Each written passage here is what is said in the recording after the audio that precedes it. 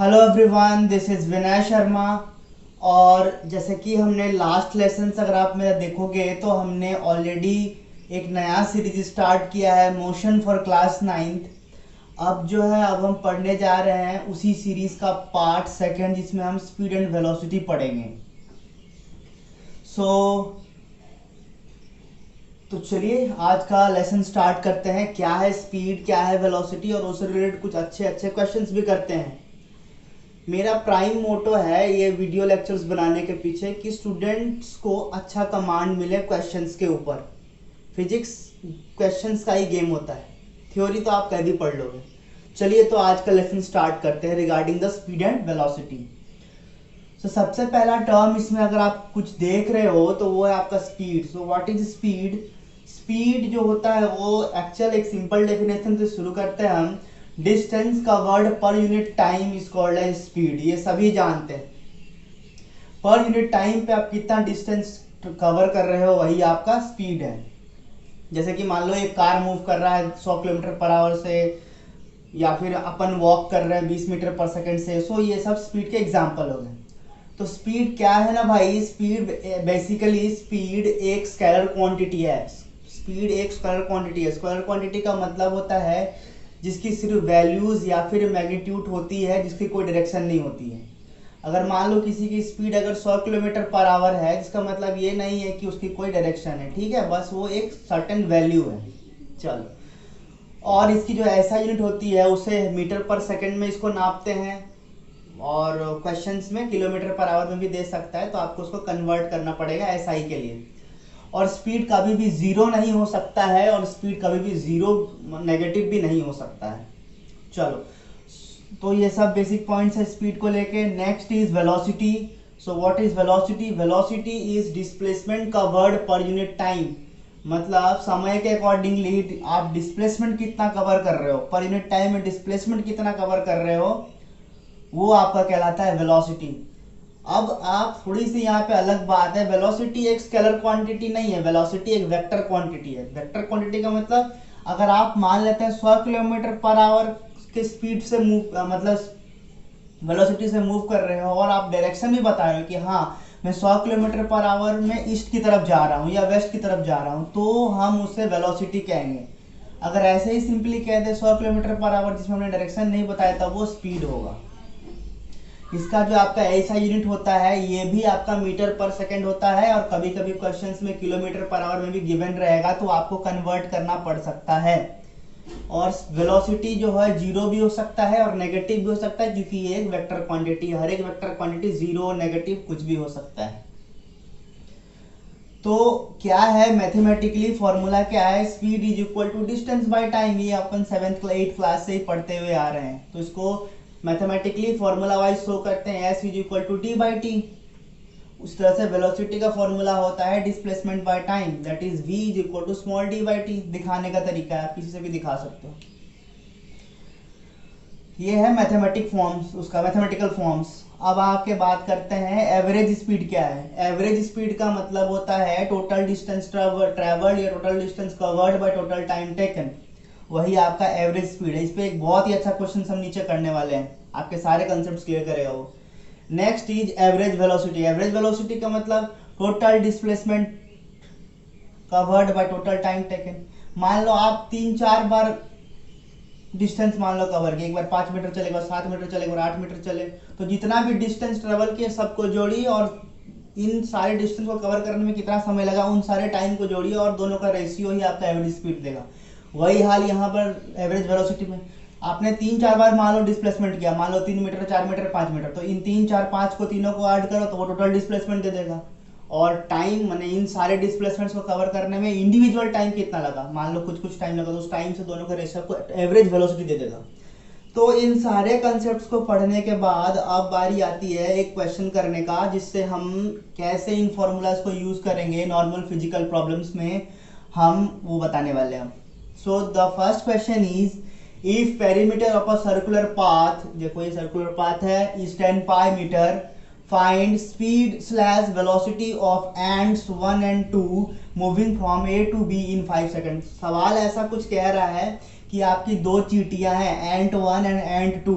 एंट one क्या कर रहा है ना, ए से बी तक गया है, और एंट टू क्या है ना, वो सर्कुलर पाथ में मूव के ए से बी तक गया है। ठीक है, तो आपको पता करना है कि इनमें मतलब स्पीड क्या है, वेलोसिटी क्या है। चलो तो फाइंड आउट करते हैं। तो आपको क्या लग रहा है कि एंट वन क्या किया है? आपको आप मेरे पिछले लेक्चर्स को देखोगे तो ए और बी के बीच शॉर्टेस्ट डिस्टेंस है उसका डायमीटर, जो कि डॉट लाइन से दिखाया गया। मतलब एंट वन ने, जाहिर सी बात है कि उसने डिस्प्लेसमेंट करी है, तो डिस्प्लेसमेंट अगर करी है तो हम एंट वन का डिस्प्लेसमेंट निकालेंगे, एंट वन का पहले डिस्प्लेसमेंट निकालेंगे, फिर और डिस्प्लेसमेंट से फिर हम एवरेज वेलोसिटी निकालेंगे, उसकी वेलोसिटी निकालेंगे। ठीक है, एंट टू ने डिस्टेंस कवर करी है, इसीलिए हम एंट टू का स्पीड निकालेंगे। वैसे तो दोनों का ही स्पीड निकल सकता है, दोनों का ही वेलोसिटी निकल सकता है, बट हम फिलहाल को समझाने के लिए हम ऐसा कर रहे हैं कि एंट वन का ही हम निकालेंगे वेलोसिटी और एंट टू का निकालेंगे स्पीड। एंट वन का क्यों वेलोसिटी, की उसने डिस्प्लेसमेंट करा है और डिस्प्लेसमेंट वाला फॉर्मूला है वेलोसिटी एंट वन के केस में। एंट टू ने डिस्टेंस करा है, इसीलिए एंट टू का स्पीड निकलेगा। तो चलो फाइंड आउट करते हैं। तो कुछ गिवन है क्या क्वेश्चन में? हाँ, गिवन दिया है पेरीमीटर। तो आपको पता है कि पेरीमीटर इज इक्वल टू होता है 2πr, और 2πr is equal to perimeter से इक्वेट करने के बाद पाई पाई कट के आपका r का वैल्यू आ गया 5 मीटर। मतलब radius of the circle covered is 5 metre. ठीक, तो हम क्या करेंगे ना, एंट वन का डिस्प्लेसमेंट, एंट वन आपका डिस्प्लेसमेंट कर रहा है, तो वेलोसिटी जब भी फाइंड आउट करेंगे तो डिस्प्लेसमेंट बाय टाइम करेंगे। तो इसका देखो तो जरा डिस्प्लेसमेंट डायमीटर के बराबर है, रेडियस निकल के आ चुका है आपका 5 मीटर, तो करीब करीब हो जाएगा आपका 10 मीटर बाय 5। अच्छा, इस पूरे जर्नी में एंट वन ने जो डिस्प्लेसमेंट करा उसे 5 सेकंड लगा, एंट टू ने जो डिस्टेंस करा उसमें 5 सेकंड लगा। तो यहाँ से आपका 10/5 is equal to 2 metre per second जो है velocity of the ant one आ गया। ठीक है, अब हम एंट टू का निकालते हैं। तो आपको क्या लगता है कि एंट टू का हम वेलोसिटी नहीं निकालेंगे, हम स्पीड निकालेंगे। क्यों निकालेंगे? कि एंट टू ने एक्चुअली डिस्टेंस कवर करा है, ना कि डिस्प्लेसमेंट कवर करा है। हम निकाल तो दोनों कर सकते हैं, दोनों का ही डिस्टेंस और डिस्प्लेसमेंट फाइंड आउट कर सकते हैं, लेकिन यहाँ हम बस फॉर्मूला से गो थ्रू करवाने के लिए हम ऐसा सिचुएशंस लिए हैं। चलो, तो एन टू का आप स्पीड निकालो, तो स्पीड का फॉर्मूला होता है डिस्टेंस बाय टाइम।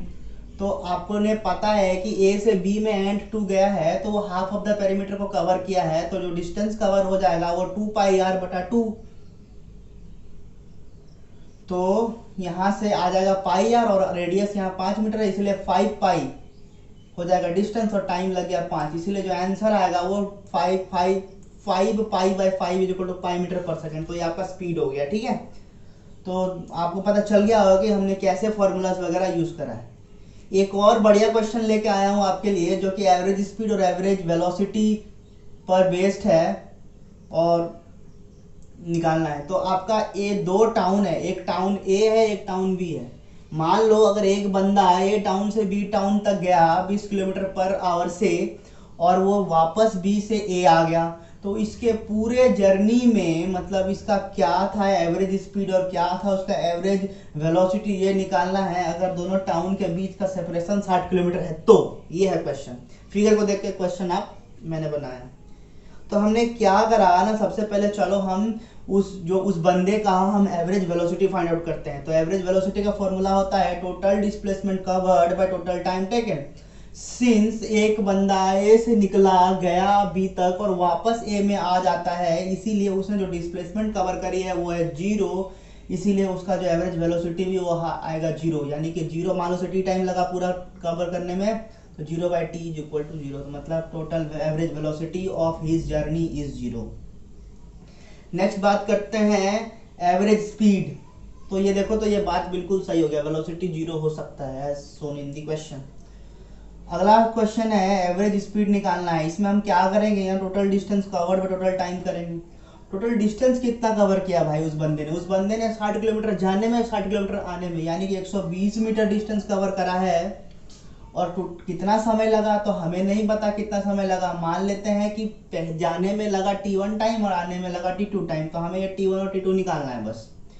तो t1 निकालने के लिए कुछ इंफॉर्मेशन दिया हुआ है क्वेश्चन में कि पहले जो बंदा है वो 20 किलोमीटर पर आवर से जाता है ए से बी की तरफ, तो वहां से t1 निकल जाएगा, distance time is equal to distance by velocity, यहाँ पे आएगा 3 घंटा, तो उसको 3 घंटा जाने में लगा और उसी तरह से T2 निकल जाएगा, आने का समय लग जाएगा डिस्टेंस बाय उसका स्पीड यानी कि 1.5 घंटा, यानी कि कुल मिला के 4.5 घंटे में उसने पूरी जर्नी आना और जाना कवर कर लिया। तो 4.5 घंटा को डिवाइड करने पे 120 बाय 4.4 26.6 किलोमीटर पर आवर आपका आंसर बन के आता है। यानी कि इसके पूरे जर्नी में एवरेज स्पीड तो 0 थी but average velocity average velocity तो 0 थी, average speed 26.6 kilometre per our के अराउंड था।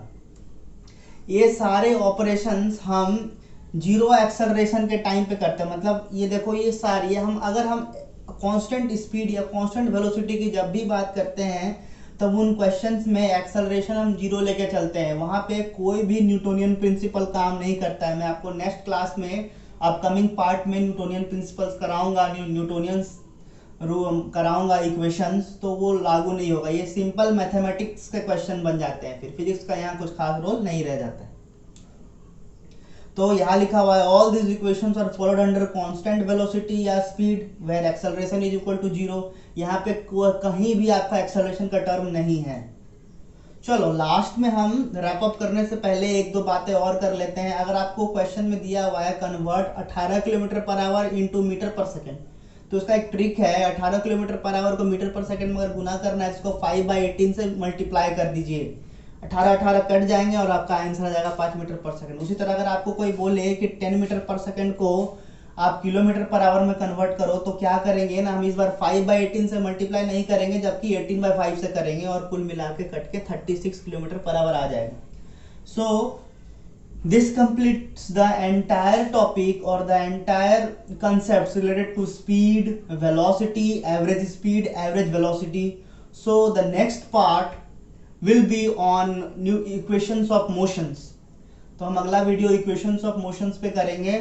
तब तक के लिए गुड लक, बाय बाय, और प्लीज चैनल को सब्सक्राइब कर दें जिससे हमारी मोटिवेशन बढ़ी रहेगी और हम और अच्छे न्यूमेरिकल्स के कलेक्शंस आपके लिए लाते रहें। Thank you.